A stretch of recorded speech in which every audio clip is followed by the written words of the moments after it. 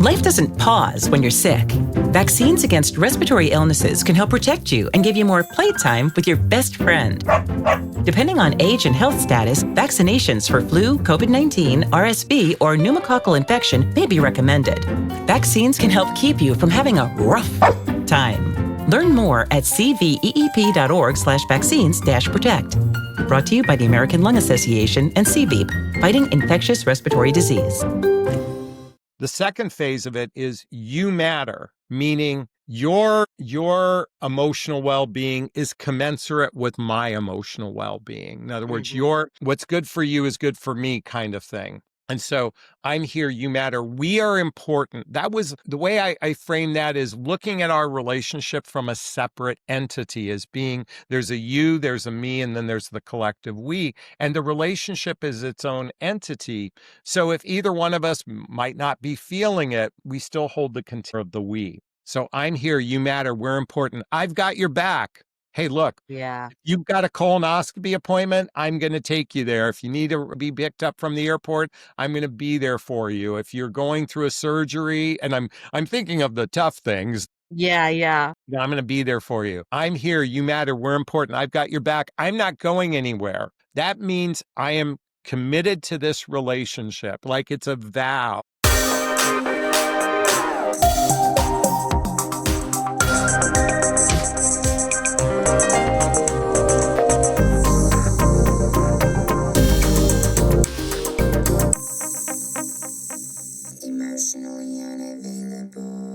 Hi, welcome to Emotionally Unavailable. This is truly a show about me and my journey. When I started Emotionally Unavailable, I thought I was just learning how to be more vulnerable. But somewhere along the way, vulnerability became transformation. Emotional, spiritual, human. Every guest I've spoken with has been a mirror, a teacher, a reflection of something I was meant to see. These conversations aren't interviews, they're energy exchanges. I'm not here as an expert, I'm here as a student of life. And together, we're learning what it really means to open our hearts, to show up honestly, and to find connection in the spaces we once hid from. The journey back to ourselves starts here. Hello, happy Monday. Hope you're doing well. I'm doing well. I've had a busy day, so I'm going to make this really quick so that I can get this all put together. But today's guest is Jonathon Aslay, and I'm just going to read you his thing. The focus of one of America's leading midlife self-love life coach has expanded into a deeper, essential philosophy of what it truly means to love. After losing his 19-year-old son, Connor, in 2018, Jonathon Aslay's grief led him on a soul-searching inner journey where he became aware of an often overlooked dimension of the dating conversation. He realized that the relationship process reveals the most common emotional health issue faced by many singles seeking a partner, a distressing lack of self-worth, self-regard, and self-love. Today, he's on a mission to encourage both men and women to fully love themselves with his book, What the Heck is Self-Love Anyway?, packed with fun, engaging, spiritual, and personal growth practices. We had a super fun time, and he was just really fun to talk to. I will include links to his website, YouTube, and Instagram. He feels that his YouTube channel is where to go for a really good understanding of his philosophy. So again, check the show notes for that. And I think that's it for me today. So here's me and Jonathon. Emotionally unavailable. Okay, well, it's so nice to meet you. I was just reading your Podmatch profile again. I'm really excited to have this conversation. Kind of what I do is I just look and then I say, okay, what feels intuitively like the best place to start? So I'm really curious because of my own experience with this topic, about self-love. I'm curious. So you had this really life-altering event of losing your son. And I'm wondering what your view on love was prior to that, because you said that you went on some soul searching, which God, any of us would when we're trying to swim through that puddle of grief. But what what were you like before that event, and kind of, what were your relationships like? Thank you for asking. And What's interesting is I reflect back on my life, if I take it in stages. My first 21 years was the blueprint my parents taught me was go to, graduate high school, go to college, get a job, meet someone, get married, buy a house, start a family. That was the script I heard for, I'd say, and I'm using 21 years because if we look at cycles of 7 years, 21 years, that sort of thing.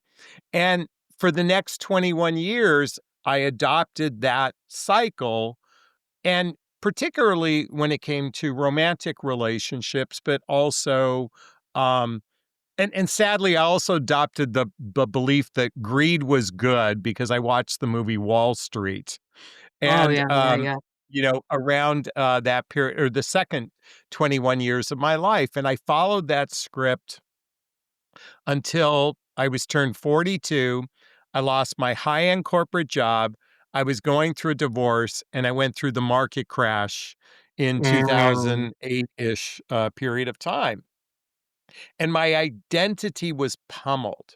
I mean, my identity, who I was, who I thought I was pummeled. And with respects to love, I had literally virtually no love for myself. Mhm. I was in a lot of shame, in a dark place, that sort of thing. And so what happened next was I started to do drugs and alcohol to numb the pain, At but I also had 42? another. Huh? At 42? Yeah, at 42, Okay, right around awesome. that time. Yeah. But I also found I had another addiction, and that was online dating. Oh my And gosh, I love this. yeah, so my online dating addiction and why I'm calling it an addiction was, connecting. I was going through a divorce, connecting with people. And keep in mind, this was almost 20 years ago when online dating Mhm. was like the Wild West, not what it is today. And Yes. I'm connecting with other divorcees, and talking about relationships, talking about our lives, that sort of thing. And why I call it an addiction, it became a replacement for therapy. In other words, Mhm. talking to, and there were times, Melissa, I was talking to 2, 3, 4, 5 women at the same time. Yes. I had chat boxes open, communicating with multiple people because I was Yes. so depressed, so lonely, so fearful. In fact, I went through a period of time where I went to bed wishing I didn't wake up. Mind you, Yes. I'm out of work. I'm going through all my money real fast. I had 2 children.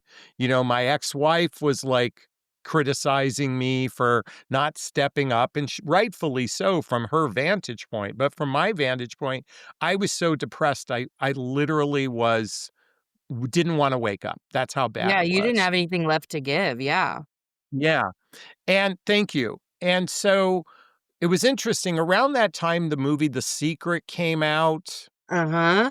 and I remember watching it, and I'm pointing at this out particularly, I'm like, "Wow, this really resonates with me, the law of attraction, spirituality." Like, it felt like a harmonic something familiar.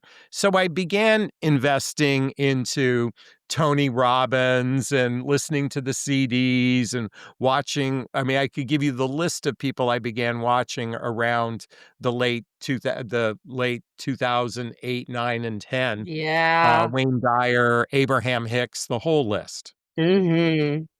And I had such a connection with women that they started to reach out and ask for advice from me. Like I was connecting with women, and it was more friendship based that they go, "Jonathon, would you look at my dating profile and tell me what you think?" Yeah. And I'd look at their dating profile and I say, "Well, you should change these pictures. You should write this and do this." And then a few weeks later, I'd get a call, "Jonathon, I met a guy. Would you look at his profile and tell me what you think of the guy?" And I'm like, "Okay." And literally in 2010, my new profession was birthed, becoming a dating and relationship coach. And but at that point, I still operated from a place of I need you to love me so I feel good about myself. I was Yes. still very codependent personality, very anxious attachment style, that sort of thing.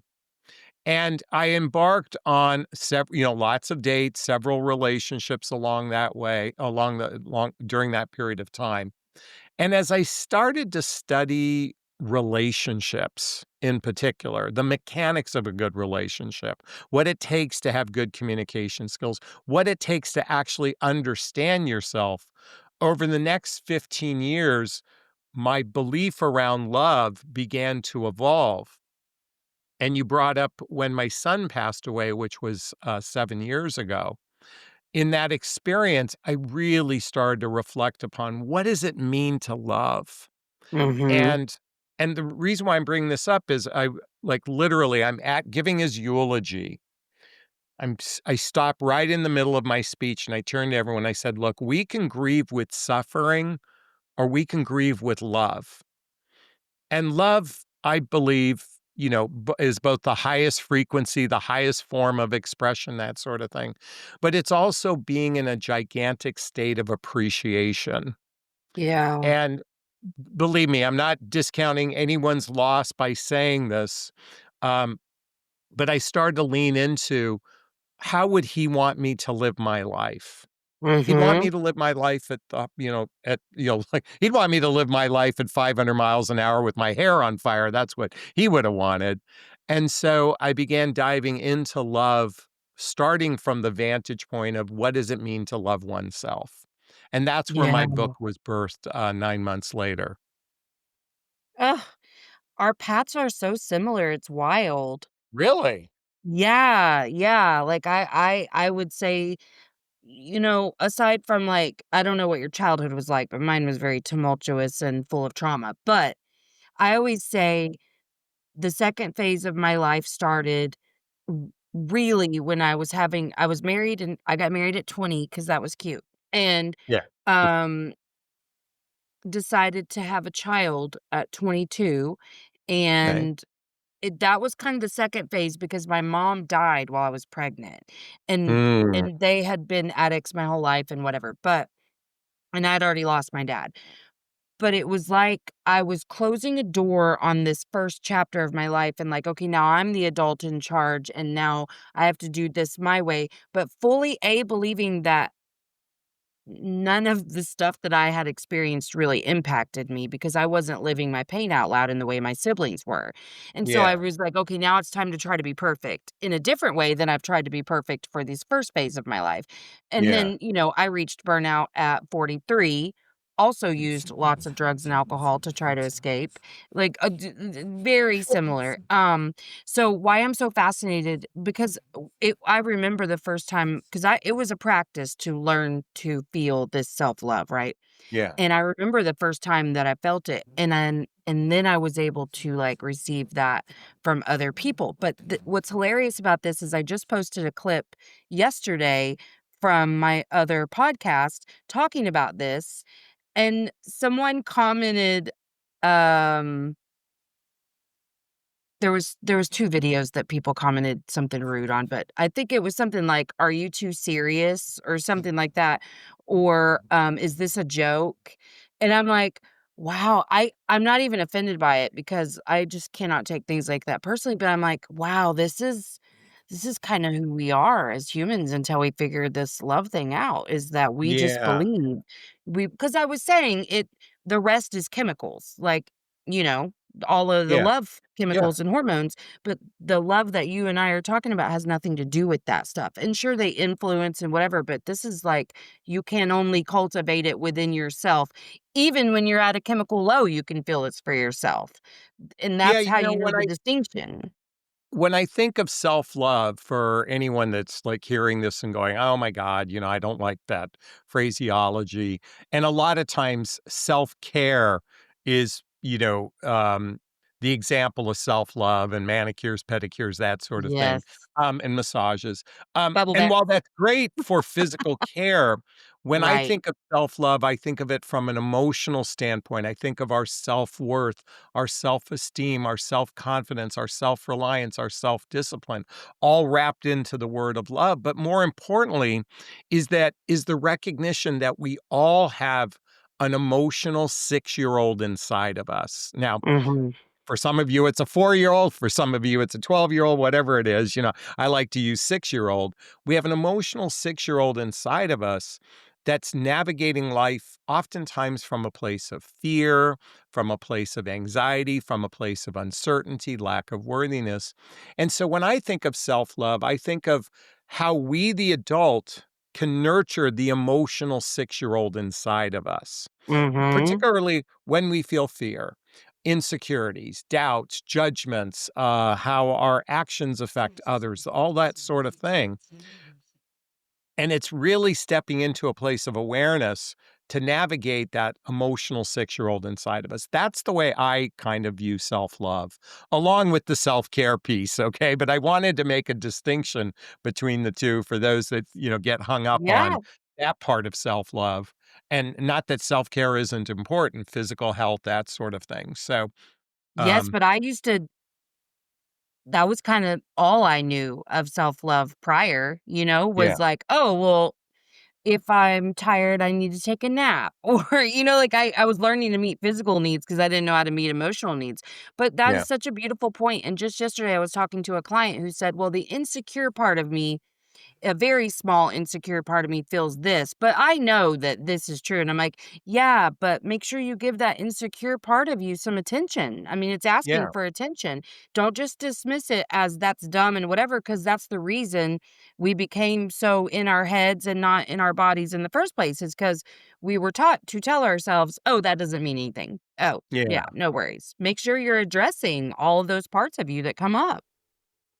So as you're sharing your story with me, Melissa, it occurs to me, and one of the benefits of your podcast for those listening is that, we all have a story. We all do, and no story, I think we have to be careful. And I'm using the we in the collective state, but, Mm-hmm. where we judge one person's story either being our story being more than someone else's story or someone else's story being Mm-hmm. more. A lot of times people came to me, "Oh my God, Jonathan, I can't even imagine what you experienced losing a child. I could never go through that," as if that's the worst thing.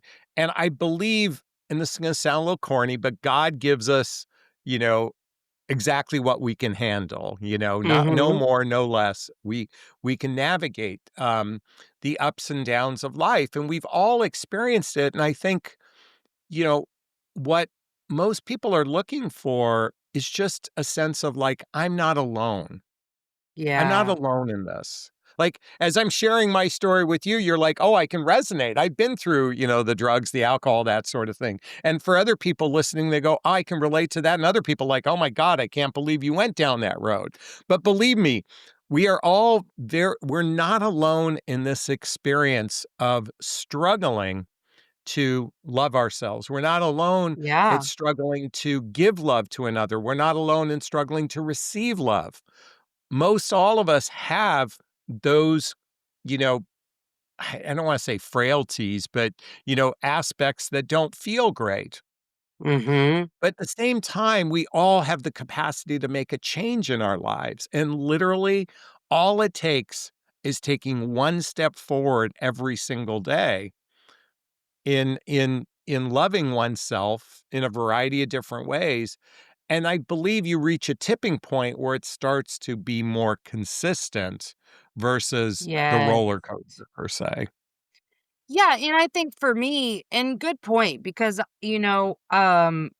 I think that was some of the programming that we received in childhood is to compare and in our comparison is to minimalize and trivialize our own experiences.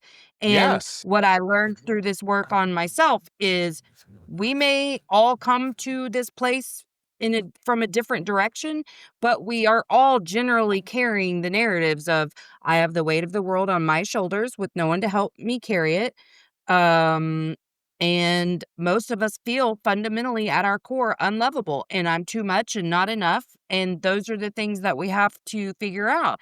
And your life doesn't have to look like either of ours for for you to end up believing those things about yourself. Cause I think that's kind of the beginning of the human experience. I think that's the way we program each other to believe until we figure it out for ourselves.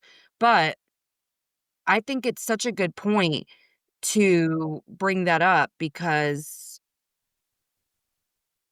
we're so good at dismissing ourselves. So you're frozen. Why is my internet connection? I'm so sorry. That's okay. Do I you was edit even the using the good internet. I don't know what's Oh, going on. Well, Mercury retrograde hates me, so yeah. it's fine. It'll all upload fine, and I'll splice it together. No worries. I'm sorry about that. I think you're frozen, and then you went away. Oh, you went away on me. Did okay, yeah, well, that's probably why you were frozen on my screen, and then it kicked me all out, but luckily it's Okay. still recording, so it'll be alright. I'm sorry about that. No worries. But yeah, I think we're really good at minimalizing our own experiences, and the truth is, we all have to figure out how to love ourselves, and to your other point, um, it kinda started with a decision for me of, like, I'm recognizing that, A, I have a real victimhood here that I haven't Yeah. been able to see ever, because my belief fully was I loved everyone around me more than they loved me, and I showed up for people better than they showed up for me, and I was on the periphery of all of my relationships, and I felt like I was the fringe friendship that you could just, push off and whatever. And that was all just my perceptions becoming my reality.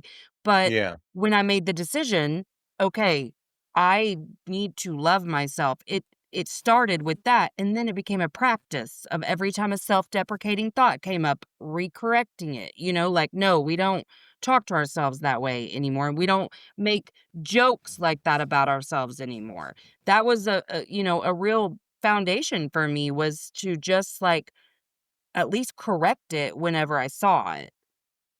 Yeah, it's interesting as you're sharing this with me. I'm being reminded of the early stage of my relationship. I'm in a very healthy, secure relationship now in my life. But I remember in the beginning of our conversation, she would every once in a while say, "Jonathan, you would argue for your limitations." And it was particularly in my professional life, and it always started with, "Well, yes, but." Like, if I said, "Yes, but" to something, she would offer a perspective, and then the "yes, but" was why it wouldn't work. Mhm. And I realized, and I was like, "Well," but then I would be going, I wanted to defend my position, Yes. by saying, "Well, this is the way I view it from a reality standpoint." But when I took a step back and I go, "You know what? She's really right in the way I'm communicating." Oftentimes, or at least in the beginning, it came from a place of arguing for my limitation. Yeah. And it just like you said, it's so important how we can self-deprecate ourselves both in our mind and in our outward language. And it is so powerful to reframe those negative thoughts, those negative beliefs, and just reframe it to the affirmative. And I'll give Yes. you an example that I hear frequently as a dating and relationship coach. Is that okay? Absolutely. So I can't tell you how many times I'll do a blog about love and relationships, and then and I mostly cater to women, but men too, how they'll say, "Well, there's no good people in my city. All men are emotionally unavailable." I mean, they just hyper focus on what's wrong. Uh-huh. Okay? Online dating sucks, whatever it is. And I'm like, okay, we can acknowledge that that may be true. But you realize that if you shift your language, there's an abundance of amazing people that live right around the corner from me. Online dating is a great tool to meet people I wouldn't otherwise meet. There's an abundance of emotionally available people around me. You get to decide, which wolf do you want to feed? Do you want to feed the wolf of doubt, uncertainty, fear, scarcity? Or do you want to feed the wolf of hope, potential, magnificence? You can feed that narrative. And I guarantee you're going to have greater success. You may still feel like you're experiencing everything on the other wolf, but I guarantee if you keep doing that, you're one step closer to attracting what you want. And yet Absolutely. I hear women and men argue constantly for the limitations. Yes. And And that's not self-love. Self-love is arguing for your success, arguing for your worth, arguing for the potential. If you're going to argue for those things, you know? Yeah, this is something that's been coming up not in relationships, but like just kind of life stuff. Something I've started saying in the last week is like if something crazy happens that causes me a lot of stress, I say, I don't deserve that because I know somewhere there was a belief every single time I encountered a roadblock or a stressor I'd be like, "Well, I probably deserve that." And so I've started saying, like, "I don't deserve that." And then I got this from someone a while ago. I wish I could remember who, but every time someone does something kind for me, Yeah. and my initial thought is to be like, "Oh my gosh, they're such a wonderful person, blah, blah, blah, blah, blah," which is inherently not a bad thing. But I think it's Yeah. so easy for us to go, I can't believe somebody was that kind to me Mhm. because of our subconscious beliefs. I've started to say in the last 6 months or maybe even longer, like, wow, that person really saw my worth. Like I'm like a good enough person to receive that kind of kindness. Yeah. Because I Yeah. feel like the inverse of that can often really be us going, there's no way I was worthy of that. I can't believe it. Like, yes, I am still moved when somebody is very kind. Like, I hope I always am. But I don't want it to be movement from a place where I was operating from some belief that I wasn't worthy of that in the first place. Like, yeah, I should be surrounded by kind people because 'cause I'm a kind person. Kindness certainly can beget more kindness. In other words, I remember once driving through a Starbucks and I went to go pay, and the barista said the car in front of you paid for your coffee. And I was like, holy cow. And now I want you to know that I didn't go down the path of not deserve it or anything, which I could easily have done in the past. I actually felt guilty. That they And paid for it? yeah, when I said guilty, I'm like, okay, now I've got to do this for somebody else, you know? And then I really sat with it. I sat with the idea of what it feels like to pay it forward. Like in other words, treat three people the next time for that one kindness. And it would be so amazing, like that movie Pay It Forward, where it's not you pay it forward once, you pay it forward 3 different times kind of thing, and Oh, yes. how I remember. quickly the world will change if we operate it from that place, and that's operating from a different vantage point of self-love. That's operating from the place of abundance, from a Mhm. place of the universe has and you have to kind of believe in a spiritual side, something Right. beyond yourself. But if whether you call it God, universe, or spirit, I call it Gus, okay? I learned that from a friend of mine, God, universe, spirit. Yeah, yeah. But the universe has we have all we need, believe it or not. You know, if Mhm. we really adopt that.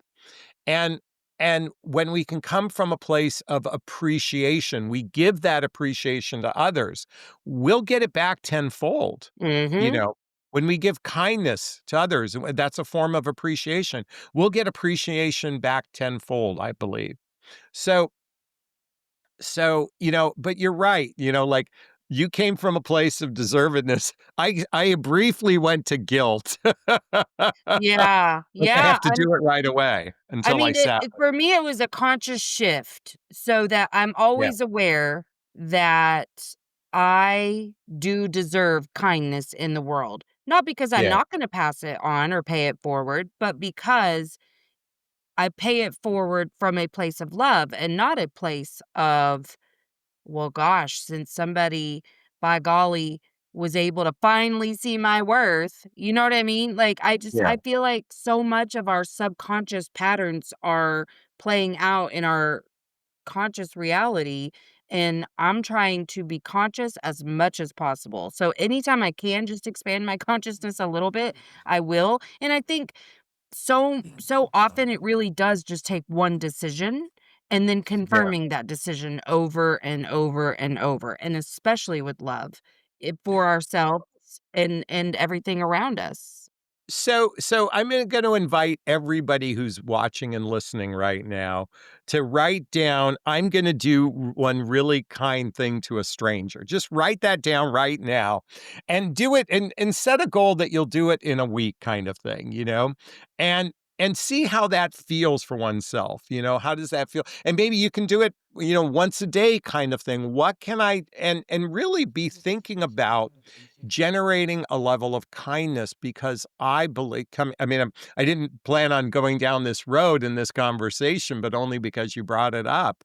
I'm going to set that intention. I want to do one kind thing to a stranger, whatever that might be, and see how your heart fills up. And so, you know, there's no doubt many people are struggling right now, emotionally, Mhm. physically, mentally, that sort of thing, spiritually, even.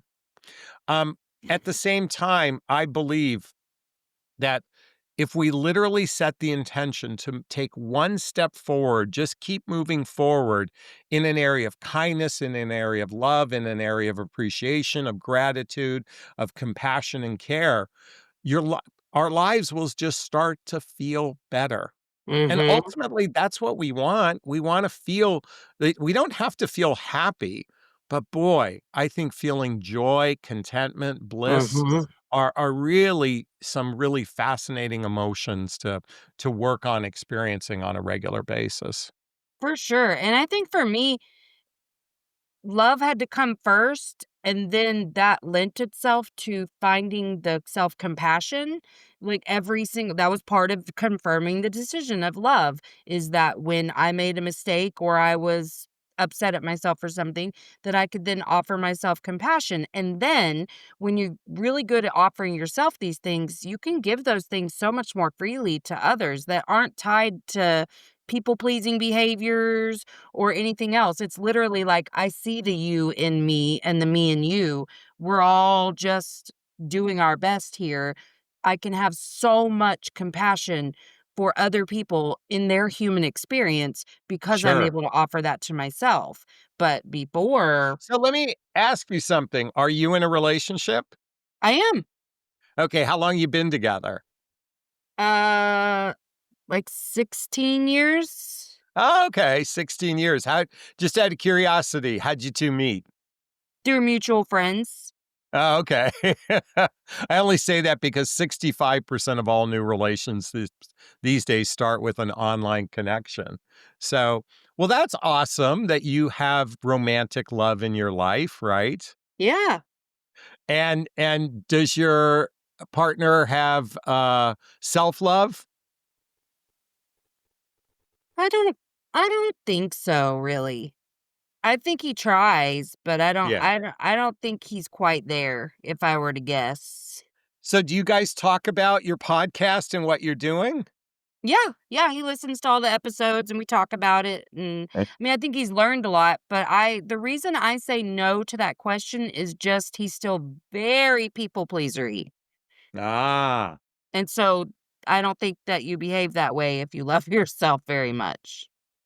Well, I'd rather have a people pleaser in my life than a toxic person in my True, I life mean, he's if I'm very gonna choose kind. between the 2. Yeah, he's very kind, he just has no boundaries Oh, with okay. anyone. Well, if since he's gonna listen to this, my friend, it's time to establish boundaries, and boundaries is simply what's okay and what's not okay for me. I believe it was Brené Brown that said that. So, well, you can help him along the way, my dear. I try, I'm doing my best. He listens to the episodes and whatever, but that was where I really felt the biggest shift, even with him being exactly where he was, like, like, I think he's kind of where he's always been in relation to us, but I used to just be in full belief that he didn't love me as much as I loved him and, blah, blah, blah, just all this stuff, and then I remember being like, "You do love me, because I could finally, like, feel that feeling for myself, and not, like, rely on every facial expression or body language or whatever to try to validate whether or not he loved me. Like, it was It's ridiculous, but interesting. So as I shared earlier, I'm in a really fantastic, grounded relationship, and we've been together for almost 6 months, and we're going to most likely move in together within the next few months. And I genuinely believe, I think we both believe that we will be together when either one of us has our last breath. And so I share this with you because when I look at this relationship and when I say I love you, Mm-hmm. and I look at my last relationship when I said I love you. And I want to share the last relationship first in this illustration. But oftentimes I said love you with the energy of please don't leave me. Like that was the subtext of what was going on. Please don't leave me. Mm-hmm. And it was designed to be a reinforcement.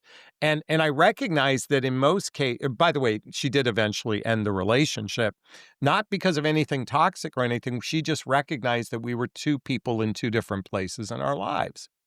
So now I look at my current relationship and we're very aligned. We share the same values. We have the same vision. Our lifestyles are compatible. We have mutual, pretty commensurate emotional maturity between the two of us. But what's interesting is when I say I love you to her, besides it meaning I'm here, you matter, we're important, I've got your back, I'm not going anywhere, and I only want you, beside that expression of love, usually I say it at moments of when I feel like I really, really, really like you.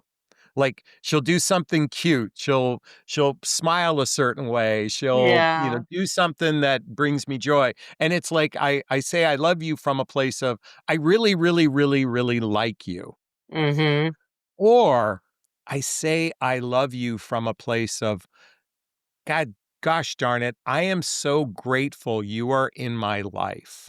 I am so grateful you're in my life from a very grounded, present, heartfelt space. So Yeah. this is just my interpretation of when I say I love you. And I believe it's the same for her. It's either like, "Aw, I love you." That means I really, really like you, or God, I love you.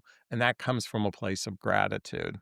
Yes. I love that distinction because there's lots of shades and colors of love, and I believe it to just be this thing that we have within us, cultivated and shared with others. And the expression of it can look different however you want that to be. But for me, it just doesn't change what's happening on the inside.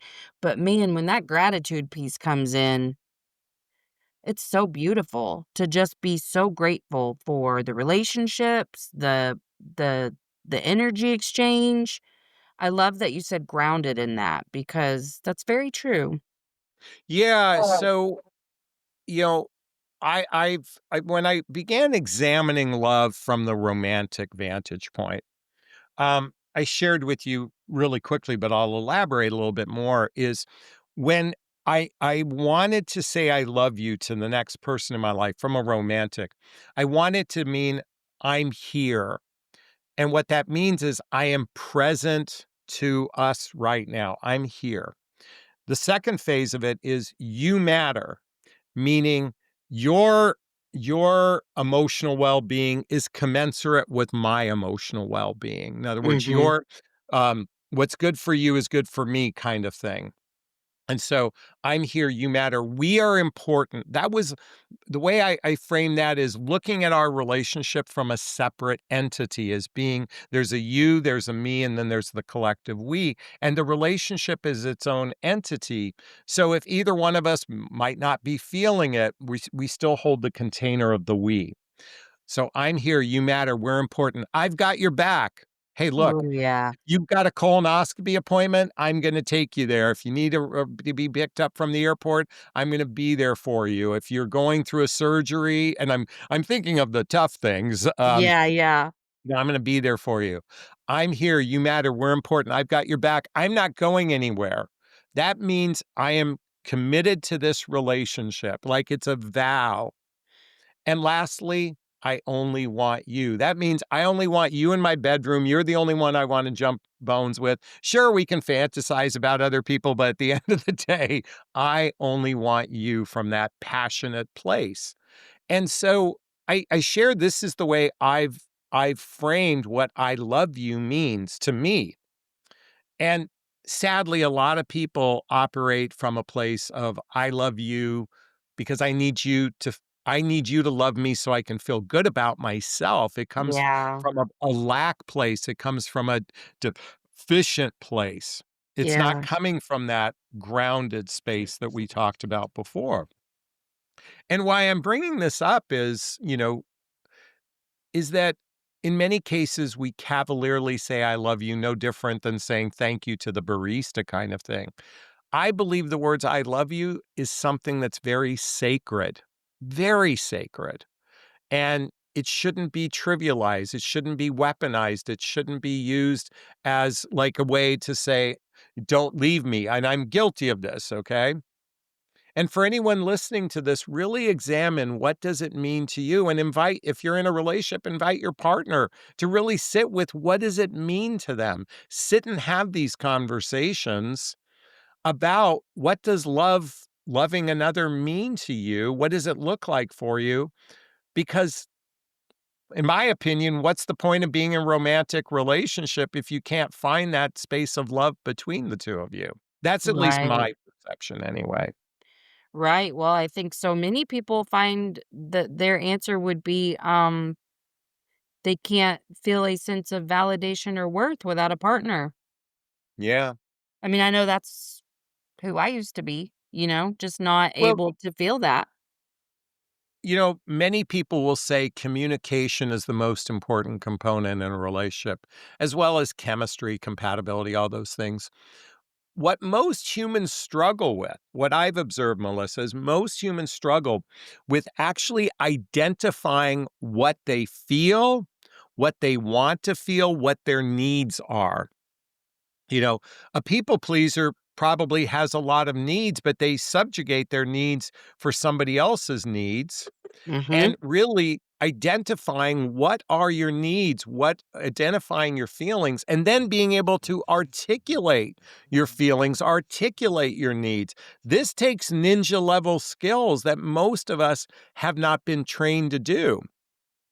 I didn't get good at this until I've probably have accumulated thousands of hours of group therapy and group workshops and that sort of things to be an environment to not only witness other people um, communicate their needs, wants, and feelings, but then be able to, practice it with others as well.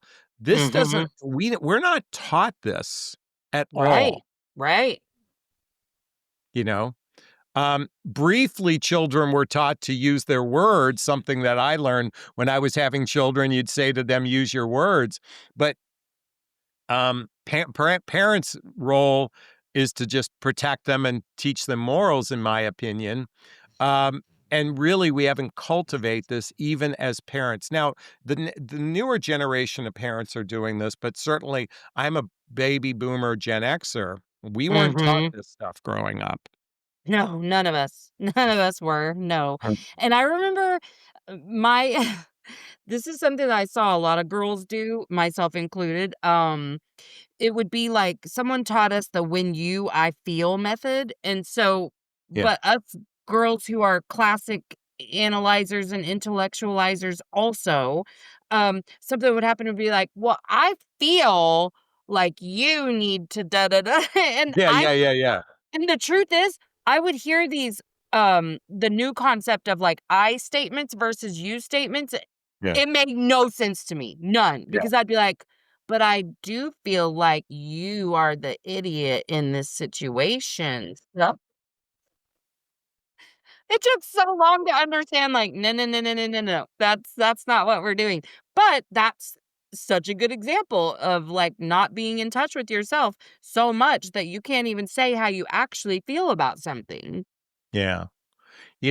It's fascinating to me how, to some degree, we substitute the word "what I'm thinking" for what I'm feeling. Mm-hmm. And in many cases, people intellectualize their feelings and not actually feel their feelings, you know? So when you're feeling something, what are you feeling? Are you feeling joy? Are you feeling anguish? Are you feeling disgust? Are you feeling Mm-hmm. calm? You know, those are actual feelings. But a lot of times people will operate from the way they're thinking a thought and saying that as a feeling. And I do believe, particularly in romantic relationships, now certainly I feel this way when this happens, okay? Right. Not I feel this way when you do this. I Yes. feel this way when this happens. It's certainly going to allow for a different conversation versus our natural behavior is to get defensive when people point the finger at us. I'm Mm-hmm. still guilty of this. I mean, I'm still as much work as I've done in the area of communication. It's still easy for me to get defensive. And defensive doesn't mean anything bad. It's just our our psyche wants to protect ourselves. That's what Mm-hmm. defensiveness is. It's not an intentional harm towards another person. It's really a self-protection mechanism. Or so this practice of communication requires, I believe, doing some work in this area instead of cavalierly expecting it. Yep. Um, and believe me, and I'm gonna say this, Melissa, because I work with women predominantly, they all point the finger at men. Men are the Yep. problem. Well, Yep. trust me, men are doing the same with women, pointing the Oh, finger at I've women. heard it all. Yeah. It and seems like women have a louder voice in this arena, but trust me, humans are bad at this. And that's Yes. why hopefully listening to your podcast, listening to my podcast, that sort of thing, can help shift perspective to maybe go do the work. Because I'm a big proponent of personal development, self-help, spiritual work, um, and doing that within everyone's life. I totally agree. Man, I've had so much fun with you today. Tell us where we Yeah. can find you. Pardon me? Tell us where we can find you. Oh, sure. So my name is listed here, Jonathon Aslay. Okay, just cut and paste that, put it in Google. The first thing that will come up is my YouTube channel. Next will be my website. Next is my social media. If any of this resonated with you, or even my book, What the Heck is Self-Love? Anyway, if any of this resonated with you, come find me. Let me know where you met me, or, you know, or just subscribe to all my stuff, or whatever that, again, resonates with you, and hopefully I've made a difference And I'll make in sure at I least include one those links person's in the life show with this notes too. conversation.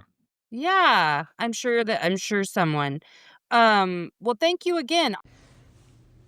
Hey, make sure you've given the show a 5-star rating on whatever platform you're listening to if you haven't already. And check out my website, empoweredwithmelisahepner.org, or my link tree on Instagram at melissa.hepner to check out my latest offers or workshops.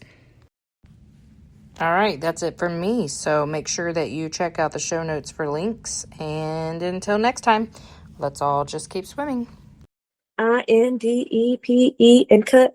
At Arizona State University, we've made online education better, smarter, and more personalized so you can go further in your aspiring field. I decided to pursue medicine once I realized that ASU did have the online program for biological sciences. You're still required to learn the same curriculum. You're still being tested on the same content that anyone would be tested on in person. The comprehensiveness of the program prepared me so well for medical school. Explore over 350 plus programs at asuonline.asu.edu.